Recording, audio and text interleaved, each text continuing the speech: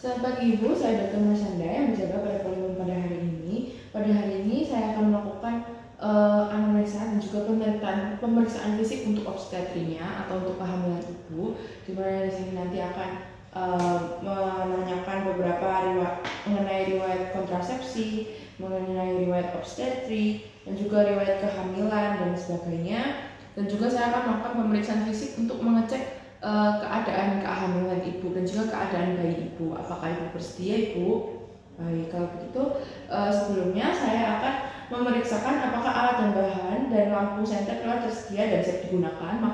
Dan di sini sudah siap digunakan ya Ibu. Jadi sudah tinggal dipakai saja. Dan juga saya menanyakan terlebih dahulu apakah Ibu sudah buang air kecil. Baik, sudah selesai. Kalau begitu saya akan lanjut mencuci tangan, kedua tangan sampai bersih. Saya akan mencuci tangan 6 langkah. Baik, saya sudah selesai cuci tangan 6 langkah ya Ibu. Yang pertama saya akan anamnesa terlebih dahulu ya Ibu. Dimana di sini Ibu namanya siapa Bu? Baik Ibu, usianya berapa Bu? Oke, 26 tahun ya Bu ya. Kemudian nama suaminya Ibu? Baik. Kemudian Ibu tinggal di mana Ibu? Oke, di daerah Surabaya ya Bu ya. Ibu sudah berapa tahun menikah Bu? 2 tahun. Baik Ibu. Ibu apakah Ibu memiliki riwayat kontrasepsi terdahulu? Oke, baik, dulu pernah ya Ibu ya. Kemudian riwayat kontrasepsi terakhir sebelum kejadian kehamilan ini bagaimana Ibu? Ibu menggunakan kontrasepsi apa? Oke, baik. Kemudian usia kehamilan saat melahirkan ini Ibu sudah hamil berapa kali Bu? Baik, udah yang kedua ya Bu ya. Dulu Ibu pertama kali melahirkan di umur berapa Bu? Oke, 24 ya Bu ya. Kemudian saat ini Ibu umur 26 ya Bu ya. Ya baik. Kemudian dulunya Ibu bersalin menggunakan apa Bu? Sesar kah atau normal? Ya lahir normal ya Bu ya. Kemudian penolong persalinannya dulu siapa Bu? Dokter. Baik. Untuk anaknya ini jenis kelaminnya apa Bu? Oke, perempuan ya Ibu ya, dan masih hidup ya Bu ya. Dan juga berat badan bayinya dulu berapa Ibu? 2700 ya Bu ya. Baik, kemudian berarti sekarang usianya berapa Ibu untuk anaknya? Baik, udah umur 1 tahunan ya Bu ya. Baik Ibu, selanjutnya saya akan menanyakan terlebih dahulu untuk HPHT-nya kapan Ibu dan taksiran persalinannya kapan? Oke, baik Ibu. Kemudian apakah Ibu ada riwayat pendarahan pervaginam? Tidak ada ya Bu ya. Riwayat keputihan? Oke, tidak ada. Mual muntah Ibu? Dulu waktu awal-awal kehamilan ya Ibu ya. Dulu apakah mual muntahnya itu sangat parah sekali Ibu hingga menimbulkan gejala seperti pusing, lemah? Tidak ya Bu ya. Kemudian apakah Ibu pernah ada riwayat merasakan nyeri dan juga perutnya terasa seperti kontraksi atau kencang-kencang seperti itu Bu? Tidak pernah ya Bu ya. Kemudian saya ingin menanyakan juga apakah Ibu memiliki riwayat penyakit jantung bawaan? Tidak ada ya Bu ya. Riwayat penyakit jantungnya juga tidak ada ya Bu ya. Dan juga penyakit hipertensi. Ibu ada riwayat diabetes mellitus juga Ibu? Tidak ada. Kemudian Ibu ada riwayat hepatitis Ibu? Tidak ada. Kemudian untuk infeksi menular seksual, tuberkulosis dan HIV, apakah Ibu pernah mengalami hal serupa? Tidak pernah ya Bu ya. Apakah Ibu ada alergi obat atau makanan? Oke, tidak ada ya Bu ya. Penyakit ginjal kronik, apakah Ibu pernah mengalaminya? Tidak ada. Baik. Kemudian untuk thalassemia dan juga malaria, apakah Ibu pernah mengalaminya? Baik. Kemudian infeksi malaria Ibu tidak pernah ya Bu ya. Oke. Ibu apakah ada riwayat asma? Oke, tidak ada. Untuk riwayat epilepsi Ibu bagaimana? Tidak ada juga ya Bu ya. Kemudian untuk riwayat penyakit kejiwaan Ibu, apakah Ibu pernah mengalami depresi dan lain sebagainya? Oke, tidak ada ya Bu ya. Riwayat operasi sebelumnya Ibu, apakah pernah ada operasi usus buntu atau operasi di daerah uterus atau di rahimnya Ibu? Mungkin myomectomy atau lainnya? Tidak ada ya Bu ya. Kemudian Ibu selama ini mengkonsumsi obat-obatan apa saja Ibu? Oke. Kemudian riwayat transfusi darahnya Bu, apakah Ibu ada ada riwayat transfusi darah? Oke, tidak ada ya Bu ya. Kemudian golongan darahnya apa Bu? AB. Oke. Kemudian di keluarga Ibu ada yang mengalami diabetes, hipertensi, kemudian kehamilan ganda dan kelainan kongenital? Oke, nggak ada ya Bu ya. Apakah Ibu ada riwayat trauma, kecelakaan, mungkin tertabrak atau jatuh? Ya, tidak ada ya Bu ya. Kemudian usia Ibu saat pertama menikah berapa Ibu? 23 ya Bu ya. Baik, untuk selama ini sudah pernikahan yang keberapa Ibu? Pernikahan yang pertama ya Bu ya. Kemudian keadaan keluarganya bagaimana Ibu? Apakah dalam keadaan yang baik? Baik. Kemudian apakah keluarga juga turut senang Ibu dengan kehamilan Ibu ini? Dan responnya bagaimana Ibu? Oke, baik ya Bu ya. Kemudian di rumah ada berapa orang Ibu? Oke. Yang membantu Ibu biasanya siapa yang membantu Ibu selama kehamilan ini? Oke, suami ya Bu ya. Kemudian yang membuat keputusan dalam keluarga siapa Ibu? Mayoritas suami ya Bu ya. Kemudian kebiasaan atau pola makannya Ibu bagaimana Ibu? Apakah Ibu sering makan makanan tertentu kah? Enggak seperti biasa ya Ibu ya. Kemudian apakah Ibu juga menggunakan rokok, obat-obatan atau alkohol tertentu? Tidak ya Bu ya. Kemudian kondisi rumahnya bagaimana Ibu? Ibu tinggal di daerah mana? Oke, untuk listrik dan juga alat masaknya apakah aman semua Bu? Oke. Kemudian sanitasinya juga bagaimana Ibu? Apakah sering akhir-akhir ini mungkin mengeluh ada banyak nyamuknya kah? Atau muncul seperti jamur-jamur kah di daerahnya atau bagaimana Ibu? Oke, tidak ada ya Bu ya. Kemudian pekerjaan dan aktivitasnya sehari-hari sebagai apa Bu? Oh iya, dulunya bekerja namun sekarang jadi ibu rumah tangga ya Bu ya. Oke. Untuk suaminya bekerja sebagai apa Ibu selama ini? Oke, lancar-lancar ya Bu ya untuk pekerjaannya ya Bu ya. Baik. Kemudian untuk selama ini biasanya kalau berhubungan itu dengan siapa? Ibu dengan suaminya saja ya Bu ya. Iya. Untuk suaminya juga hanya dengan ibunya saja ya Bu ya. Suaminya sangat setia ya Bu ya. Oke. Kemudian suaminya selama ini apakah selalu menjaga Ibu, selalu mendampingi Ibu? Oke, baik. Hubungannya harmonis ya Bu ya. Kemudian untuk melahirkannya Ibu nanti kira-kira akan di mana Ibu? Oke, di rumah sakit ya Bu ya.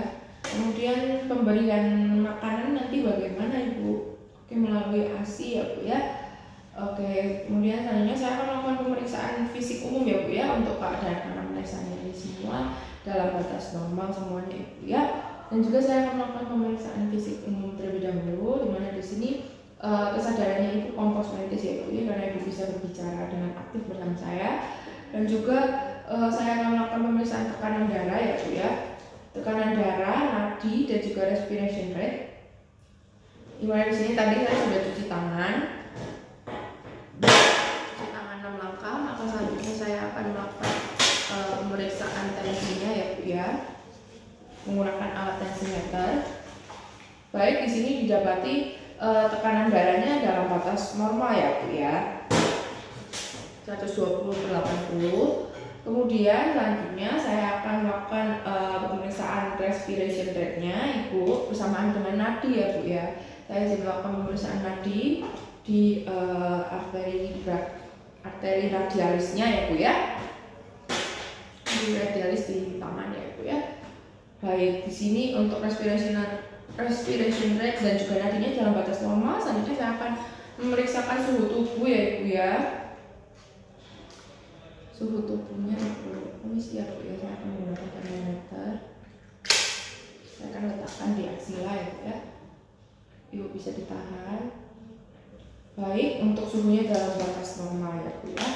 Kemudian selanjutnya saya akan melakukan pemeriksaan tinggi badan dan berat badan. Ibu bisa silakan untuk berdiri dan saya akan ukur untuk tinggi badan dan berat badannya di sini ya Bu ya.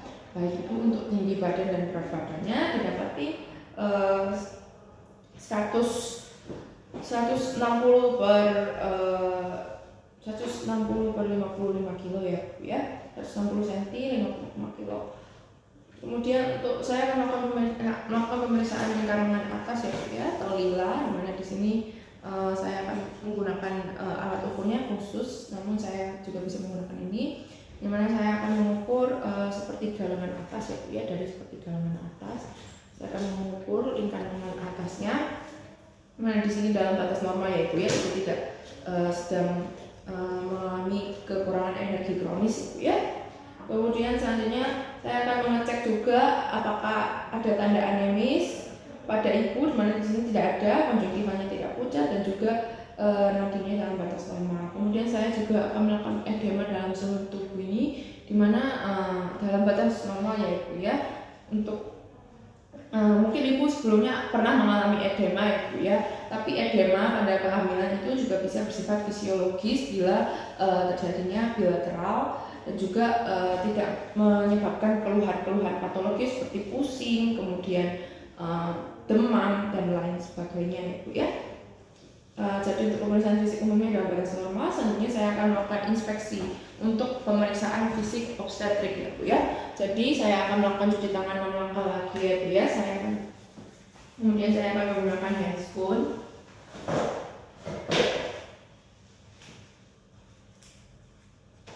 untuk memastikan semuanya tetap steril ya Bu ya.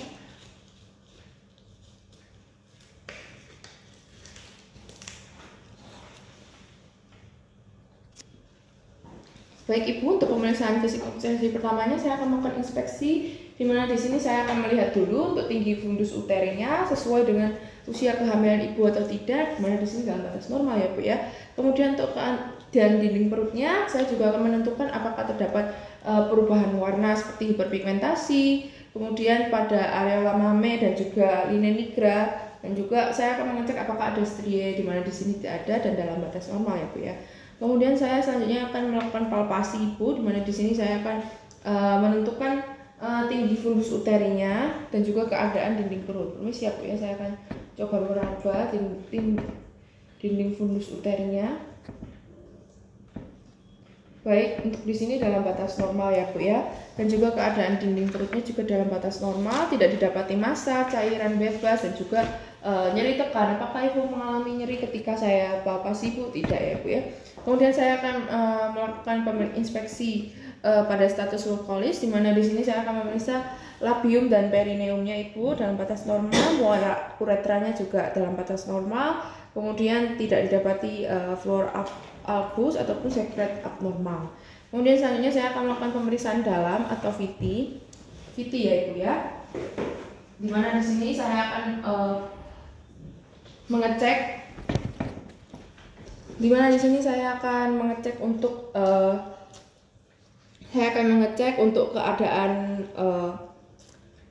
keadaan serviksnya ya Bu ya, dan juga mengecek apakah sudah ada pembukaan atau belum. Dan dimana di sini nanti prosedurnya ini saya akan memasukkan kedua jari saya ke dalam vagina Ibu, dan ini untuk menentukan serviks yang berada di dalam vagina di daerah dalam itu ya Bu ya. Dan nanti mungkin akan sedikit tidak nyaman, apakah Ibu bersedia? Baik Ibu, sebelumnya saya akan cuci tangan 6 langkah terlebih dahulu dan juga menggunakan handscoon yang bersih ya Ibu.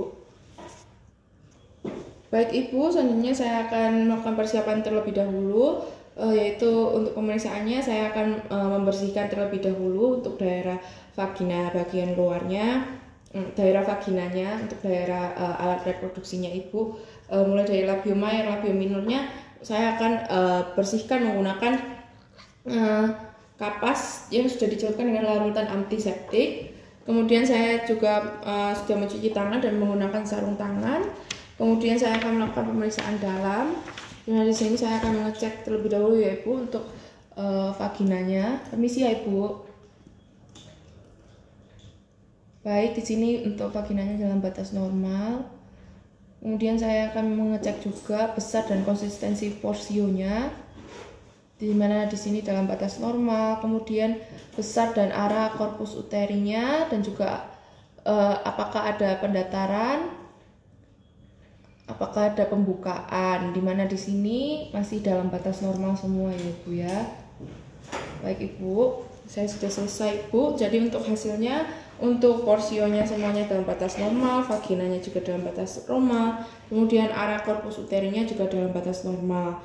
Untuk pemeriksaan VT-nya dalam batas normal semua ya Ibu. Baik Ibu, selanjutnya saya akan mencuci tangan 6 langkah lagi dan akan menggunakan handscoon baru lagi untuk melakukan pemeriksaan tinggi fundus uterus, yang dimana di sini saya akan menggunakan meteran ya Ibu ya. Permisi ya Ibu, saya akan mencari terlebih dahulu tinggi fundus uterusnya. Baik Ibu, di sini dalam batas normal untuk tinggi fundus uterusnya sekitar 32 cm ya Ibu ya. Baik, kemudian selanjutnya saya akan melakukan pemeriksaan obstetri dengan Leopold 1, di mana di sini saya akan meletakkan sisi lateral telunjuk kiri atau 4 jari pada puncak fundus uterus untuk menentukan tinggi fundus uterus. Dan juga saya akan memperhatikan agar jari tidak mendorong uterus ke bawah. Jika diperlukan, maka fiksasi uterus ke bawah dengan meletakkan ibu jari dan telunjuk tangan kanan di bagian lateral depan kanan dan kiri setinggi tepi atas simfisis. Baik Ibu, saya akan melakukan Leopold 1. Kemudian saya akan mengangkat jari telunjuk kiri dan jari-jari yang memfiksasi uterus bawah, kemudian mengatur posisi saya sehingga menghadap ke bagian kepala Ibu. Kemudian saya akan meletakkan ujung telapak tangan kiri dan kanan pada fundus uteri dan merasakan bagian bayi yang ada pada bagian tersebut dengan jalan menekan secara lembut, menggeser telapak tangan kanan dan kiri secara bergantian. Baik Ibu, di sini untuk presentasinya